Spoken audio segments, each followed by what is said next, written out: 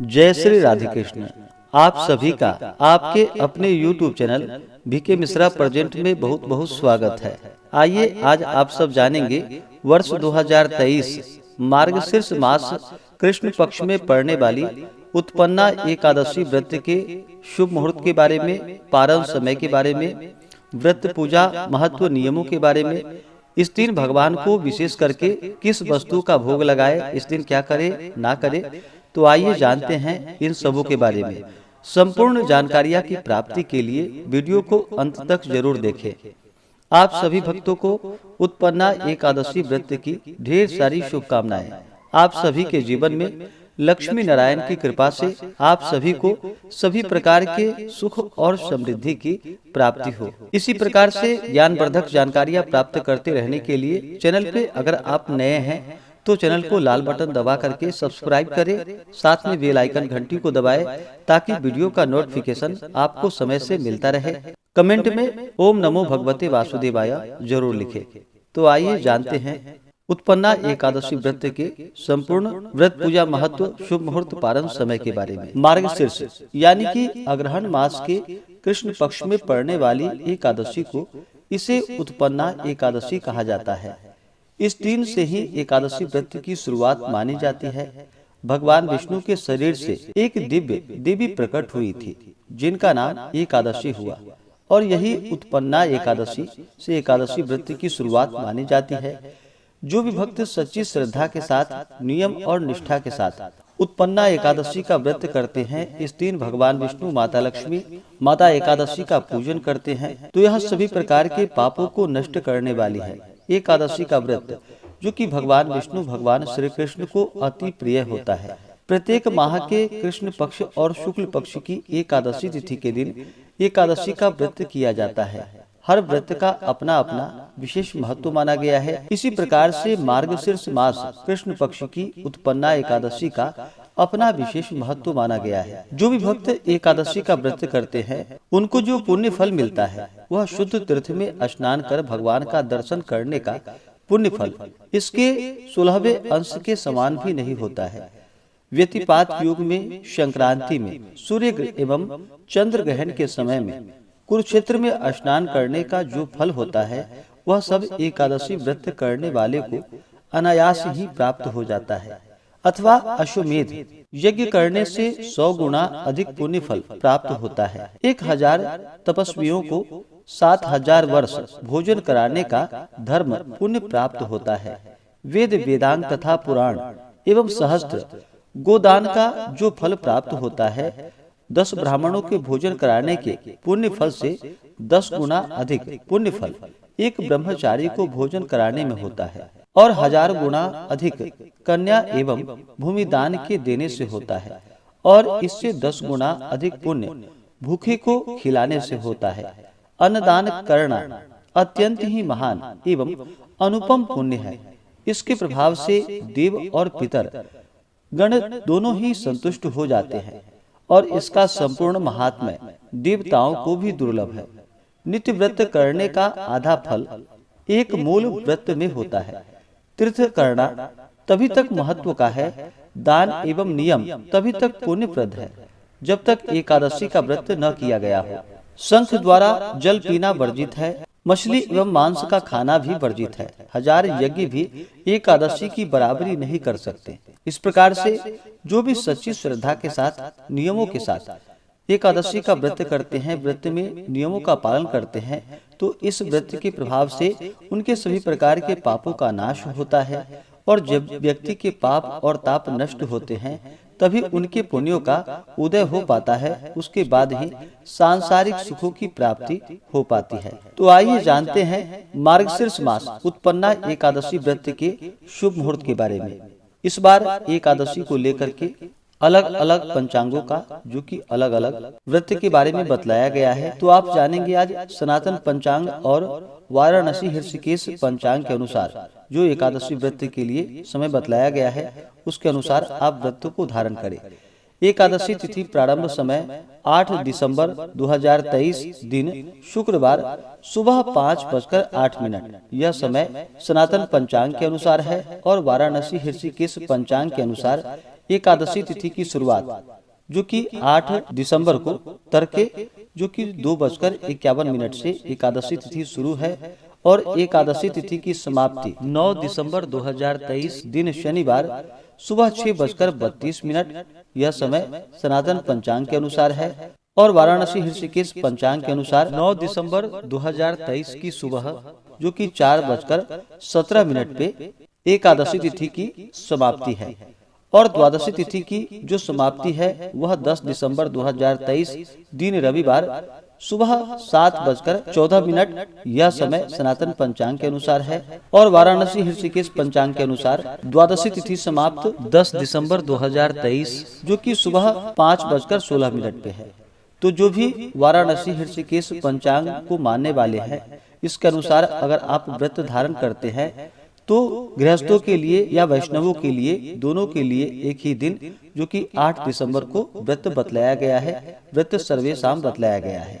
वाराणसी ऋषिकेश पंचांग के अनुसार जो भी व्रत धारण करेंगे वो सभी 8 दिसंबर 2023 दिन शुक्रवार को व्रत धारण करेंगे और सनातन पंचांग के अनुसार जो व्रत को मानने वाले हैं गृहस्थों के लिए जो कि 8 दिसंबर 2023 दिन शुक्रवार को व्रत बतलाया गया है और 9 दिसंबर को वैष्णवों के लिए व्रत बतलाया गया है। एकादशी व्रत का जो पारण किया जाता है वह पारण हरिवासर समाप्त होने के बाद किया जाता है। हरिवासर का समय द्वादशी तिथि का पहला चौथाई का हिस्सा वह समय हरिवासर का होता है। इसके समाप्ति के बाद व्रत का पारण करना चाहिए।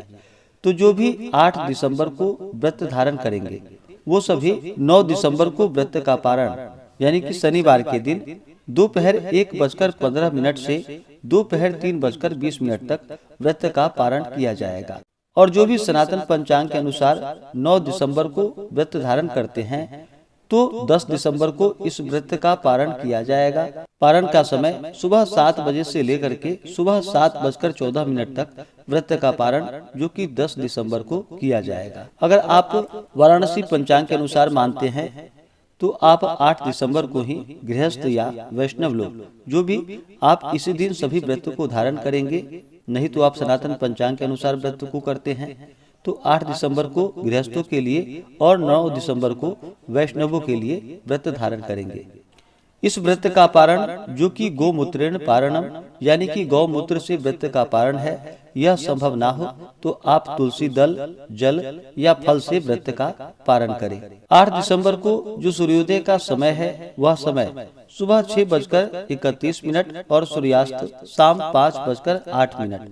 राहु काल का जो समय होगा 8 दिसंबर को वह सुबह 10:30 से सुबह 11:49 तक होगा और 9 दिसंबर को राहु काल का समय सुबह 9:10 से सुबह 10:31 तक होगा।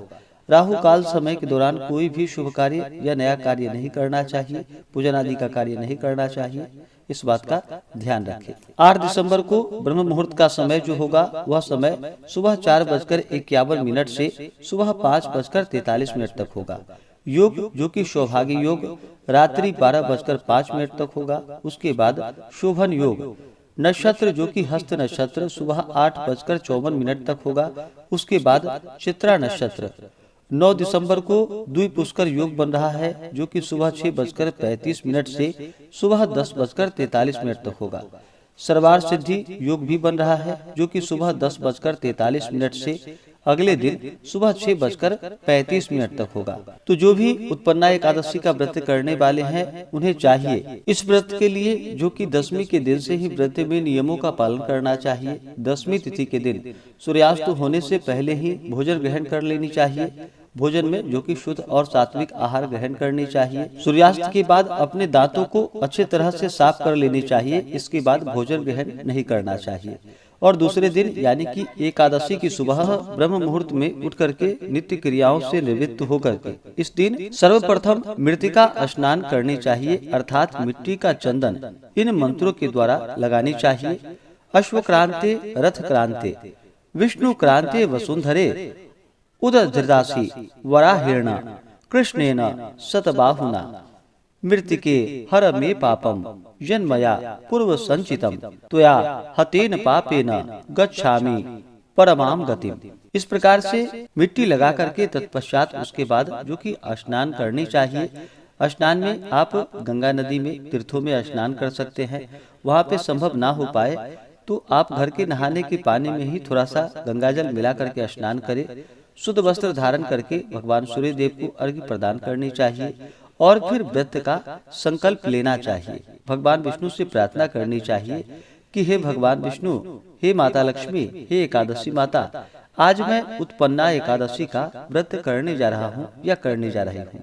इस प्रकार से भगवान से प्रार्थना करें कि आज मैं चोर, पाखंडी, मिथ्यावादी, अपवादी, देव द्विज निंदक, अगम्य गामी, दुराचारी, पराया धन हरने एवं देव द्रव्य चुराने वाले पुरुषों का ना तो दर्शन करे और ना संभाषण करे। इस प्रकार से भगवान से प्रार्थना करे कि यह व्रत मेरा निर्विघ्न पूरा हो, हमारे सभी प्रकार के पाप और ताप नष्ट हो जाए। आपके मन में जो भी इच्छा हो, जो भी कामना हो, वह भगवान विष्णु से कहे और प्रार्थना करे कि यह व्रत मेरा निर्विघ्न पूरा हो और हमें पुण्य फलों की प्राप्ति हो, आप हमें आशीर्वाद प्रदान करें।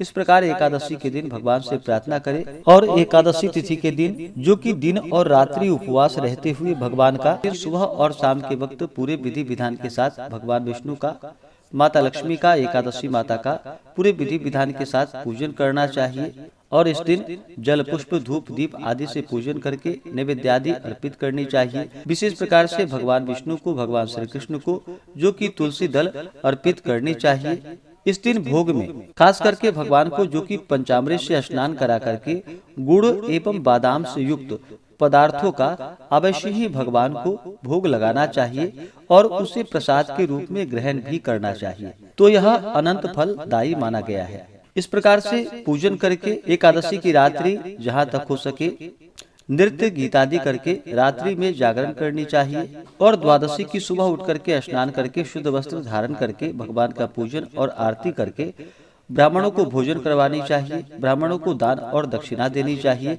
इसके बाद फिर समय के अनुसार व्रत का पारण करना चाहिए। इस प्रकार व्रत को धारण करने से भगवान विष्णु अपने भक्तों पर अति प्रसन्न होते हैं, अपने भक्तों के सभी प्रकार के पापों को नष्ट कर देते हैं और सुख समृद्धि का आशीर्वाद प्रदान करते हैं और अंत में भगवान विष्णु के धाम की प्राप्ति होती है।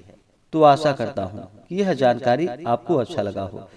ऐसे ही ज्ञानवर्धक जानकारियाँ प्राप्त करने के लिए चैनल पे अगर आप नए हैं तो चैनल को लाल बटन दबा करके सब्सक्राइब करें, साथ में बेल आइकन घंटी को दबाएं ताकि वीडियो का नोटिफिकेशन आपको समय से मिलता रहे। वीडियो को लाइक करें, शेयर करें। सुखी रहें और स्वस्थ रहें। जय श्री राधे कृष्ण। धन्यवाद।